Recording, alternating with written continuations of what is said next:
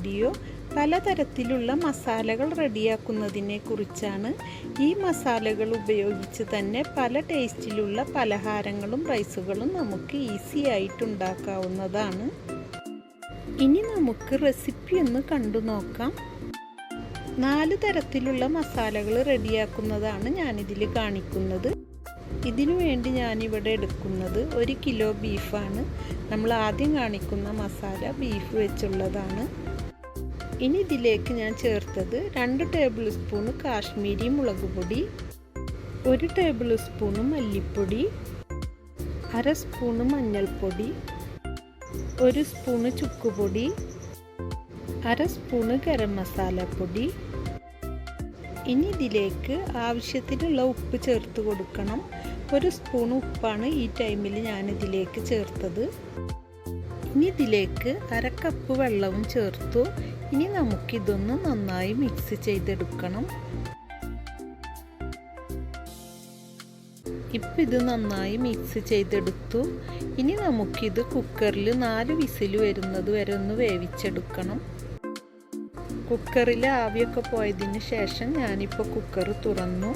ഇതിൽ വെള്ളത്തിൻ്റെ അംശമൊന്നും ബാലൻസ് ഇല്ല. ബാലൻസ് ഉണ്ടെങ്കിൽ നമുക്ക് ഈ ടൈമിൽ വറ്റിച്ചെടുക്കണം. സാധാരണ നമ്മൾ ഇത്തരം മസാലകളൊക്കെ റെഡിയാക്കി എടുക്കുമ്പോൾ വേവിച്ചെടുത്ത ബീഫ് പൊടിച്ചെടുക്കാറാണ് പതിവ്. ഞാൻ ഈ മസാലകളൊക്കെ റെഡിയാക്കുമ്പോൾ അങ്ങനെ ചെയ്യാറില്ല.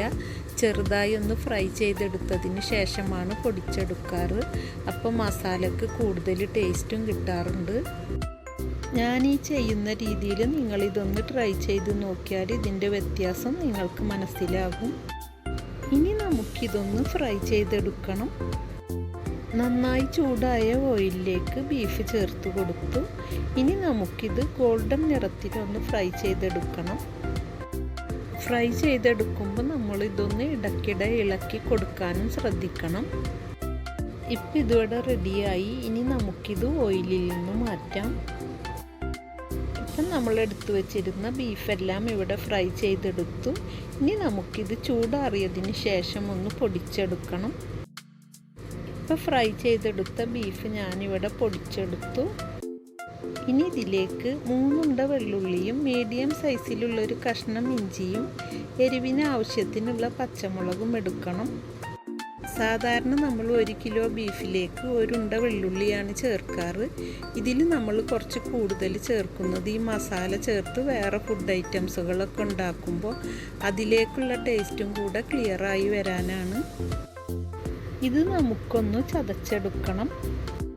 ഇനി 3 ടേബിൾ സ്പൂൺ വെളിച്ചെണ്ണ ചൂടായി വന്നതിലേക്ക് ചില്ലി ജിഞ്ചർ ഗാർലിക് പേസ്റ്റ് ചേർത്ത് ഇതിൽ നിന്ന് നല്ല സ്മെല്ല് വരുന്നത് വരെ ഒന്ന് വഴറ്റിയെടുക്കണം. ഇപ്പം ഇതിവിടെ റെഡിയായി. ഇതിൽ നിന്ന് നല്ല സ്മെല്ലും വരാൻ തുടങ്ങി. ഇനി ഇതിലേക്ക് നമ്മൾ പൊടിച്ചു വെച്ച ബീഫ് ചേർത്ത് ഇത് നന്നായി ഒന്ന് വഴറ്റിയെടുക്കണം. നമ്മളിത് വഴറ്റിയെടുക്കുമ്പോൾ ലോ ഫ്ലെയിമിൽ വെച്ച് വേണം വഴറ്റിയെടുക്കാൻ. അത് പ്രത്യേകം ശ്രദ്ധിക്കണം. ഈ ടൈമിൽ ഇനി ഇതിൽ വേറെ ഇൻഗ്രീഡിയൻസുകളൊന്നും ചേർക്കേണ്ടതില്ല. നമ്മൾ ഈ മസാല ഉപയോഗിച്ച് എന്ത് ഫുഡാണോ റെഡിയാക്കുന്നതെങ്കിൽ ആ റെഡിയാക്കുന്ന ടൈമിൽ ആ ഫുഡിൻ്റെ ടേസ്റ്റിനനുസരിച്ചുള്ള ഇൻഗ്രീഡിയൻസുകൾ ആ ടൈമിൽ ഇതിൽ ചേർത്താൽ മതി. ഇതിപ്പോൾ ഇവിടെ റെഡിയായി. ഇനി ഇത് ചൂടാറിയതിന് ശേഷം നമുക്കിത് ചെറിയ പാക്കുകളാക്കി ഫ്രിഡ്ജിൽ സൂക്ഷിച്ച് വെക്കാം.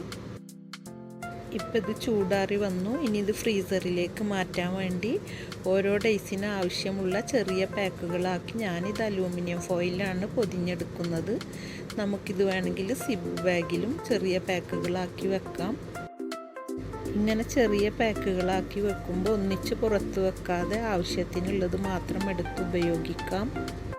ഈ മസാലകൾ ഉപയോഗിച്ചുണ്ടാക്കുന്ന റെസിപ്പികൾ ഫുള്ള് ഡീറ്റെയിൽ ആയിട്ടും ഈ വീഡിയോയിൽ കാണിക്കുന്നില്ലെങ്കിലും വേറെ വീഡിയോയിൽ ഡീറ്റെയിൽ ആയിട്ട് ഞാൻ നിങ്ങൾക്ക് മുന്നിൽ അവതരിപ്പിക്കാം. ഇനി അടുത്തത് ചിക്കൻ ഉപയോഗിച്ചുള്ള മസാലയാണ്.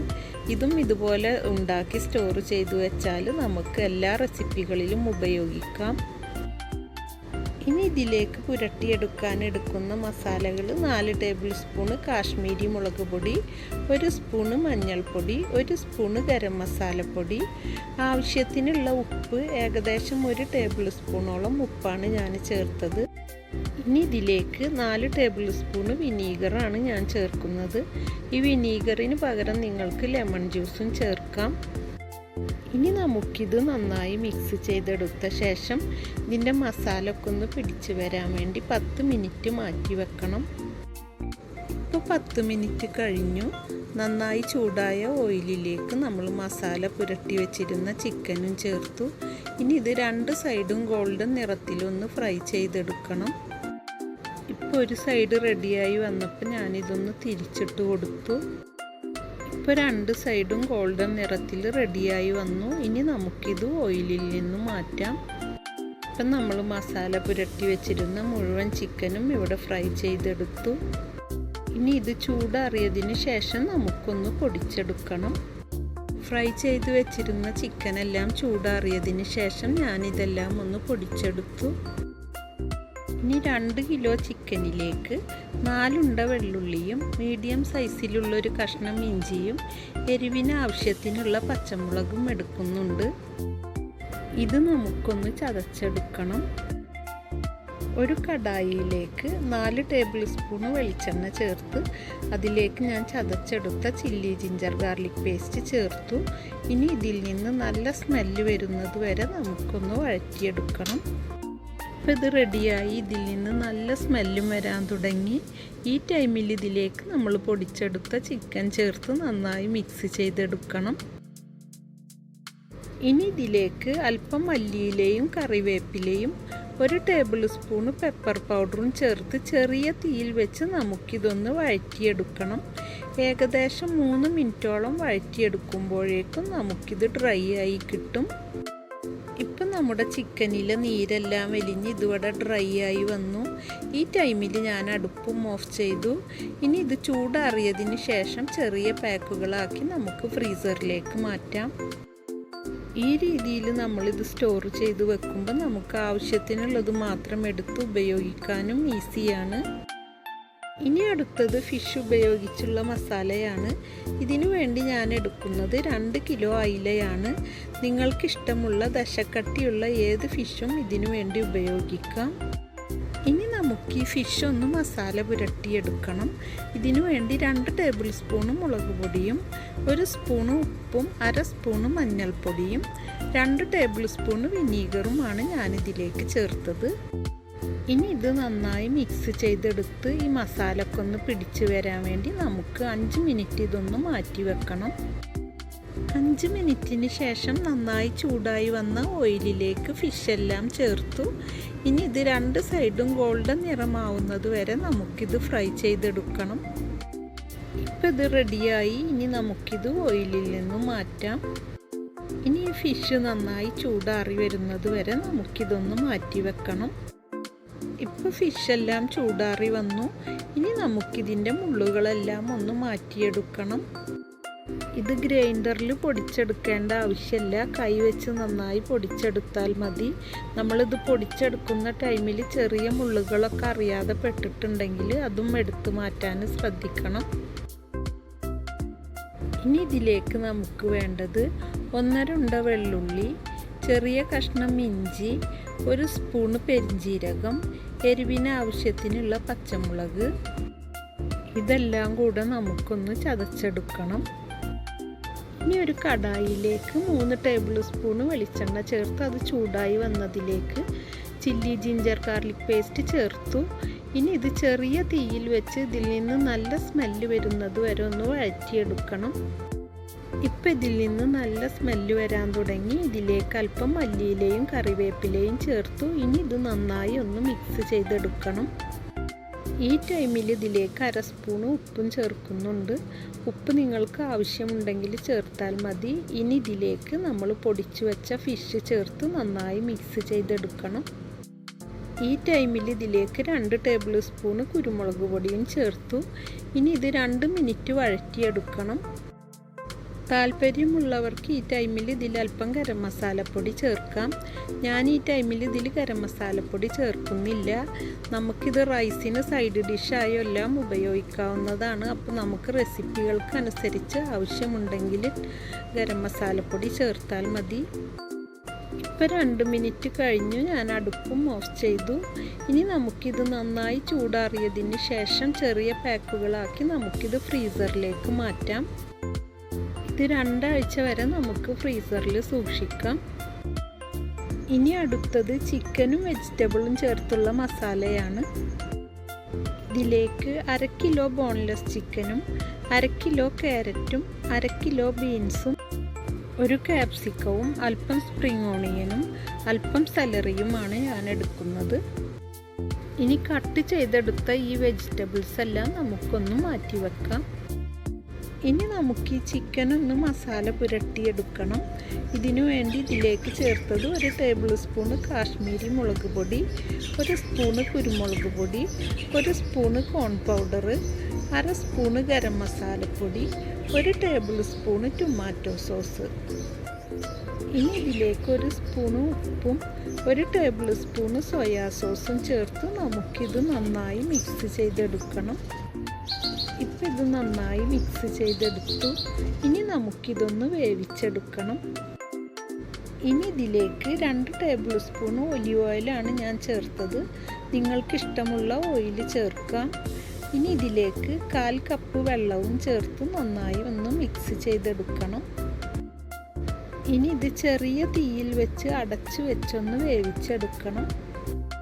വേവിച്ചെടുക്കുന്ന ടൈമിൽ ഇത് ഇടയ്ക്കിടെ ഇളക്കി കൊടുക്കാനും ശ്രദ്ധിക്കണം. ബോൺലെസ് ചിക്കൻ ആയതുകൊണ്ട് ഇത് പെട്ടെന്ന് വെന്ത് കിട്ടും. ഇപ്പം ഇതിലെ വെള്ളമൊക്കെ വറ്റി വന്നു. ഈ ടൈമിൽ ഇതിലേക്ക് 1 ടേബിൾ സ്പൂൺ ഓയിൽ ചേർത്ത് ഈ ചിക്കൻ ഒന്ന് ഡ്രൈ ആക്കി എടുക്കണം. ഇനി ഇത് ഒരുപാട് ടൈമൊന്നും നമുക്ക് ഇളക്കി കൊടുക്കേണ്ട ആവശ്യമില്ല. 3 മിനിറ്റ് ഇളക്കി എടുക്കുമ്പോഴേക്കും നമുക്കിത് റെഡിയായി കിട്ടും. ഇപ്പം ഇത് റെഡിയായി. ഇനി ഇത് ചൂടാറി വരുന്നത് വരെ നമുക്കിതൊന്ന് മാറ്റി വെക്കാം. ഇനി ഇതിലേക്ക് 6 അല്ലി വെള്ളുള്ളിയും ചെറിയ കഷ്ണം ഇഞ്ചിയും 4 പച്ചമുളകും എടുത്തു. ഇത് നമുക്കൊന്ന് ചതച്ചെടുക്കണം. ഇനി ഒരു കടായിലേക്ക് 4 ടേബിൾ സ്പൂൺ ഓയിൽ ചേർത്ത് അതിൽ ചില്ലി ജിഞ്ചർ ഗാർലിക് പേസ്റ്റ് ചേർത്തു. ഇനി ഇതിൽ നിന്ന് നല്ല സ്മെല്ല് വരുന്നത് വരെ നമുക്കിതൊന്ന് വഴറ്റിയെടുക്കണം. ഇപ്പം ഇത് റെഡിയായി. ഇതിലേക്ക് ക്യാരറ്റും ബീൻസും ചേർത്തു. ഇനി ഇത് 1 മിനിറ്റ് ഒന്ന് വഴറ്റിയെടുക്കണം. ഇനി ഇതിലേക്ക് 4 ടേബിൾ സ്പൂൺ ചില്ലി സോസ് ചേർത്തു. ഈ chilli sauce home made chilli സോസാണ്. ഇതിൻ്റെ റെസിപ്പി ആവശ്യമുള്ളവർക്ക് ഈ വീഡിയോയുടെ ലാസ്റ്റിലെ ലിങ്ക് ബോക്സിൽ കൊടുക്കാം. ആവശ്യമുള്ളവർക്ക് അതൊന്ന് കണ്ടു നോക്കാം. ഇനി ഇത് നന്നായി മിക്സ് ചെയ്തെടുത്ത ശേഷം ഇതിലേക്ക് 1 സ്പൂണ് ഉപ്പും 1 സ്പൂണ് കുരുമുളക് പൊടിയും ചേർത്ത് ചെറിയ തീയിൽ വെച്ച് 1 മിനിറ്റ് ഇത് വഴറ്റിയെടുക്കണം. ഇനി ഇതിലേക്ക് നമ്മൾ എടുത്തു വെച്ചിരുന്ന ക്യാപ്സിക്കവും സ്പ്രിംഗ് ഓണിയനും ചേർത്ത് 1 മിനിറ്റ് വഴറ്റിയെടുക്കണം. ഇനി ഇതിലേക്ക് നമ്മൾ എടുത്തു വെച്ചിരുന്ന സെലറി ചേർത്ത് നന്നായി മിക്സ് ചെയ്തെടുക്കണം. ഇനി ഇതിലേക്ക് നമ്മൾ എടുത്തു വെച്ചിരുന്ന ചിക്കൻ ചേർത്ത് 2 മിനിറ്റ് വഴറ്റിയെടുക്കണം. ഇതിൽ നമ്മൾ ചേർത്തിട്ടുള്ള വെജിറ്റബിൾ ഒന്നും ഒരുപാട് വേവിക്കേണ്ട ആവശ്യമില്ല. ഇപ്പം 2 മിനിറ്റ് കഴിഞ്ഞു. ഇതിവിടെ റെഡിയായി. ഇനി നമുക്ക് അടുപ്പ് ഓഫ് ചെയ്യാം. ഇനി ഇത് ചൂടാറിയ ശേഷം ചെറിയ പാക്കുകളാക്കി ഫ്രീസറിലേക്ക് മാറ്റി 1 ആഴ്ച വരെ നമുക്കിത് സൂക്ഷിച്ചു വെച്ച് ആവശ്യത്തിന് ഉപയോഗിക്കാം. നമ്മൾ ഉണ്ടാക്കി വെച്ച എല്ലാ മസാലകൾ കൊണ്ടും ഈ രീതിയിൽ നമുക്ക് പല ടേസ്റ്റിലുള്ള റൈസുകൾ റെഡിയാക്കിയെടുക്കാം.